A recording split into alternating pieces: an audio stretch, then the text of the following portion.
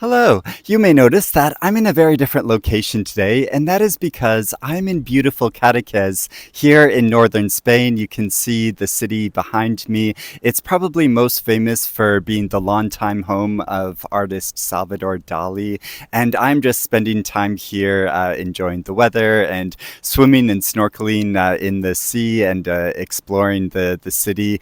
But also, while I've been here, since I like to try to pair my travel with my reading. I've been reading a recent novel translated from the Catalan called I Gave You Eyes and You Looked Towards Darkness by Irene Sola, and it is translated by Faye Lethem. And it's very appropriate that I'm reading this novel while traveling around here because this is set relatively close to where I am now in a mountainous region of Catalonia. And this story is absolutely wild.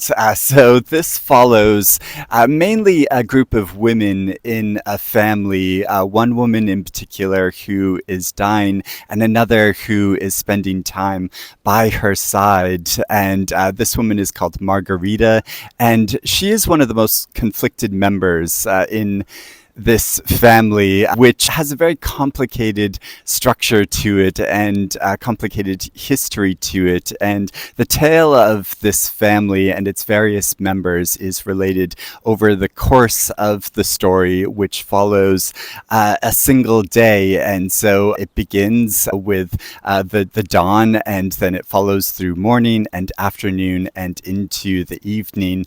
And all of the women of this household are building up to a large dramatic event which occurs towards the end of the book. But through the course of this day and following their various movements and preparations for this big celebration, we get the complicated and twisted tales and stories of all of these characters' lives. And this is a family that has been kind of cursed in a way because one of the matriarchs of this family made a deal with the devil early on in order to get a husband. The women in this family, they are not described in the most complimentary terms. Many of them are compared sort of to dogs, and so she makes this deal with the devil in order to get a husband and start a family, and this causes them to be cursed. The different generations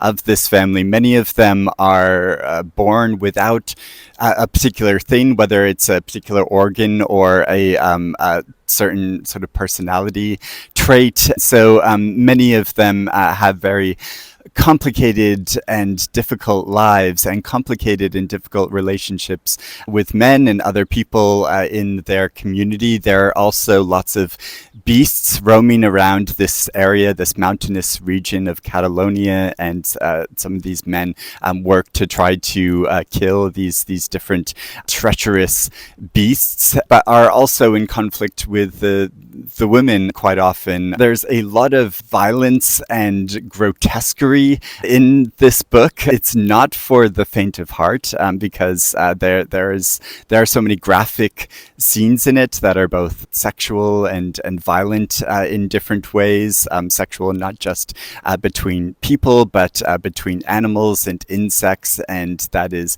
depicted in a very vivid way. But also scenes of violence and scenes of butchery. So to prepare for this large party, the women slaughter a goat, and the dismemberment of that goat and preparations of various parts of that goat to be cooked. That's all described in a very vivid way as well. So there's so much detail in this, which is stomach churning in a lot of different ways, and some parts of it are so over the top that it's hard not to just find it funny. And I've been reading a lot of this book aloud to my husband as we've been traveling around in this region, and so we've been sharing together in all the vivid descriptions of it and kind of wincing in some descriptions, and then other descriptions just kind of laughing at them because they are so over the top. And it becomes this kind of surreal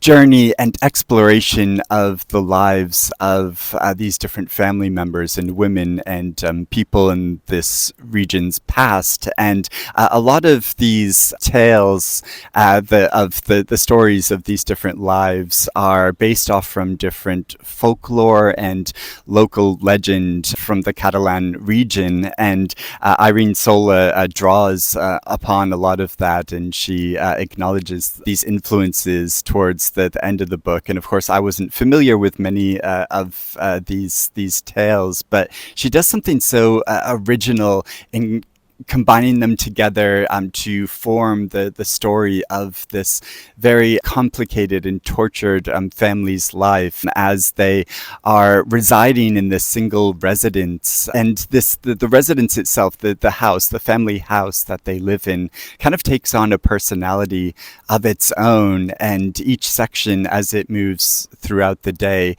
describes the changes in this house, this physical structure, as well as changes to the physical world and the environment as the day is going forward. And there's so much rich description in this book, but like I said, a lot of it can get quite nauseating, but also it's this depiction of the brutality and violence of life and the gritty reality of it. And in some sections it almost becomes like a Hieronymus Bosch painting where one of the characters, she's dragged down to hell at one point, and the scenes of this hellish landscape are shown in a way, the kind of the torture and violence that is occurring constantly there. It is so the atmosphere of all of this is portrayed in the story, and at its center, I think it's mainly showing the conflict of one of the women, Margarita, who is the daughter of the kind of matriarch of the family, and she is always repenting and trying to turn towards God, but her family has been kind of besmirched by the devil. So there's this great battle between sort of good and evil going on in the book, and at the center of it are all the women of this family who are just caught up in this battle and carrying on with their own lives within this household. And we see multiple generations of them existing all at the same time.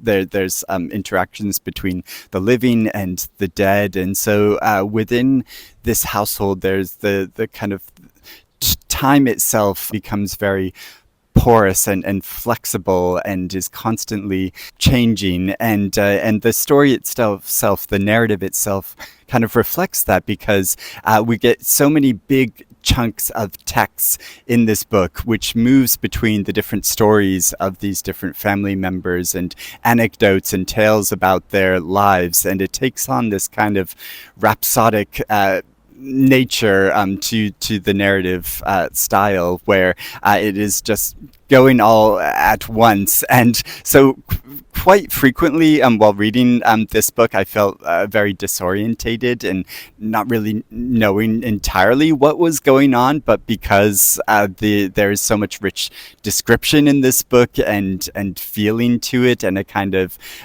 reveling in all of this gritty detail about life, that I found it consistently compelling. And also there are many different characters, so I got confused quite often about who was who, and if I was just sort of reading this on my own rather than reading it aloud to my partner, I'd probably sit down and try to map out a family tree with descriptions of each of their positions so I could entirely understand where they all fit together. But so it's quite a rich tapestry that Irene Sola creates in this story, and a very dark one, but Yeah, so consistently compelling.